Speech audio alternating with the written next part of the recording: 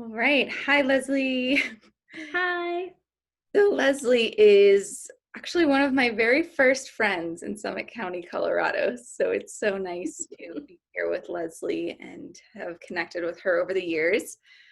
Leslie is going to share a bit about Yoga Nidra, so I will let her get into that. But Leslie's journey to yoga actually began as a professional snowboarder. Yoga not only improved her athletic prowess, but also brought clarity and presence to all aspects of her life. It became an anchor of balance as she traveled to snowboard competitions all around the world. Her practice remains a beacon of light as she navigates the joys and challenges of everyday life, including a recent journey surviving breast cancer. These experiences have heartened her to follow her dreams, live with purpose, revel in the moments of everyday magic to teach yoga.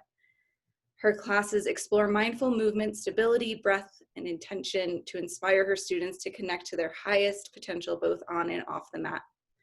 She believes yoga is for everyone and works to make all of her classes accessible and inclusive. She's a 500-hour registered yoga teacher, a dedicated student of Rod Stryker, and draws from her study of para yoga, yin, restorative, functional movement, and Ayurveda to guide students in an authentic way towards greater health, vitality, and connection in all parts of their life. So I will hand it over to you, Leslie. Thank you, Mia, for that awesome introduction and a little memory lane about when we first met. I wanted to share with your Wellness Wednesdays, I've been loving seeing all the variety of different tools and practices, and I really wanted to share on Yoga Nidra because it's one of the practices that's been most impactful in my life. It's similar to meditation, but it actually has, it's meditative, you could say, but there's actually some differences as well. So it's more of a relaxation or surrender based process to get to that point, that meditative state, versus meditation where we're focused and we're using kind of our cognitive ability and mind, often with a one-pointed focus. And because of that, I've found it's just been so accessible to like everyone I can imagine, and so impactful for me times when I don't always know what I need. It has this wonderful way of just allowing you to relax deeply and reset for whatever you might need. So I just love that. I also feel like our world, it keeps moving faster and faster and more stressful a lot of times, especially this year, and more stressful. So being able to systematically relax and release tension, release past emotional traumas within the practice in a really gentle way is something that everyone could use in their life, in my opinion.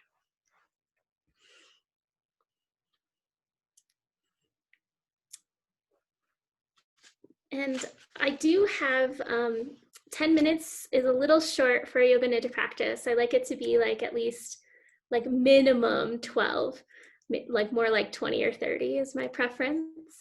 So I'd love to invite anyone listening in or anyone who's curious about yoga nidra to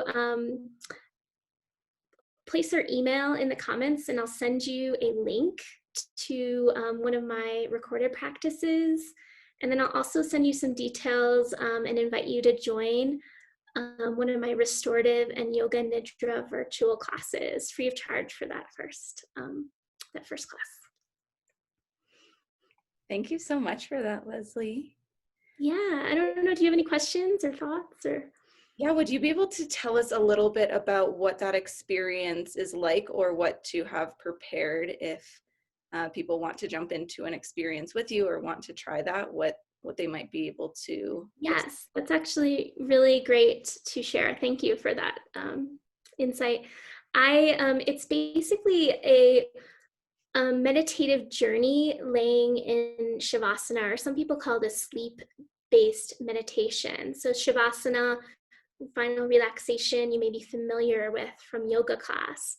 The entire practice is performed And I like it to be a supported shavasana, so maybe a nice cushy blanket behind your head, a bolster or pillow under the knees, and a blanket for warmth on top is my optimum setup. But you can always work with what you have around the house or in the space that you're practicing in. And it travels. Yoga Nidra, it's a full practice in the way that even though we're not moving on the mat like you do in an asana based yoga class or pose movement based yoga class, we transition through the koshas or layers of the being of awareness, from the more external, the physical body, to the breath or energy body, inward more towards our mental body, our intuition and wisdom body. And then as we get to the real restful part of Yoga Nidra, we're resting in our bliss body, or that true essence of our being.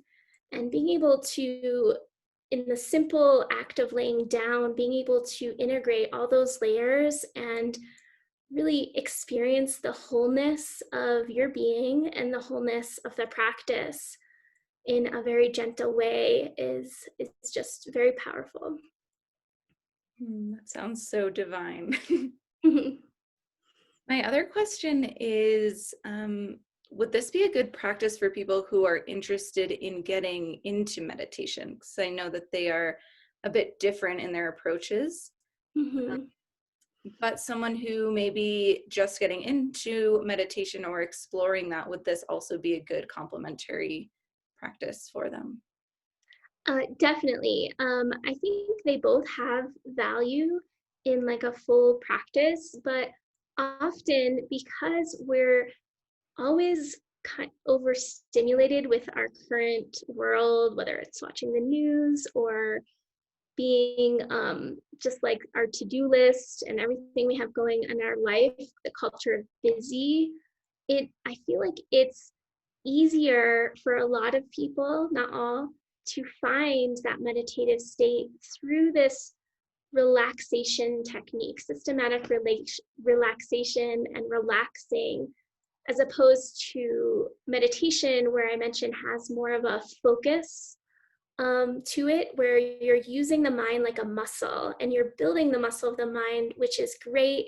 But sometimes when our minds are exhausted and we're exhausted and we're already cognitively like full, having this alternative to find a meditative state is really accessible.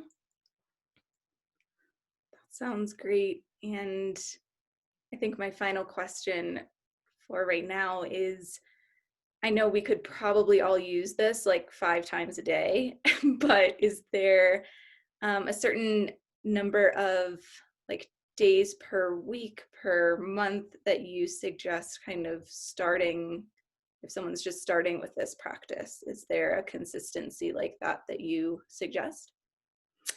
I'd say as much as you can fit it in to your life is wonderful, but don't be hard on yourself if that's only once a week or once in a while. I think you'll see much more results if you are able to fit it in maybe once or twice a week versus monthly or more spread out. But the more you can do it, the better.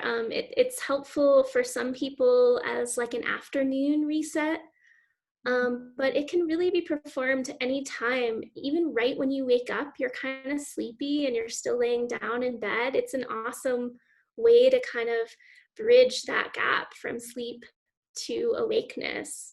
Or at the other end of the spectrum, if you need to wind down before you go to bed, it's a wonderful way to find that kind of wind down relaxation. You are meant to stay aware during the whole practice, not to actually fall asleep, even though Yoga Nidra is translated to Yogic Sleep. But either way, you're going to get some benefit from it. Cool. I really like that idea of varying the time for when it works for you in your schedule. Mm-hmm.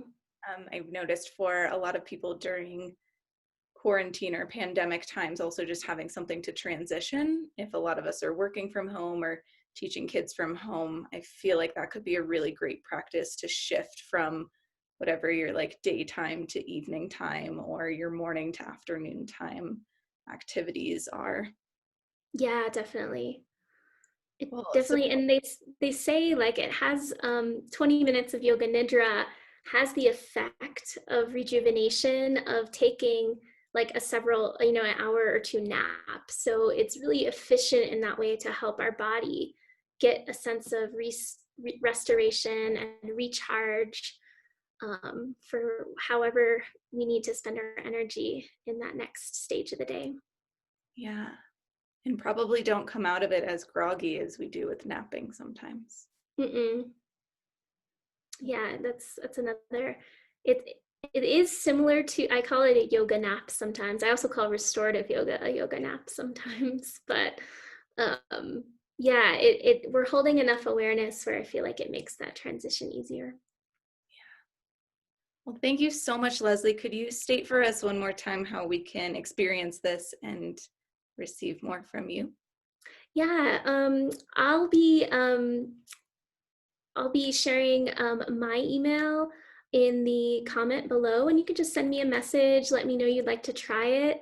And then I'll also send information on how to join me for a class in the comments below the recording. So you can just reach out, let me know if you have any questions.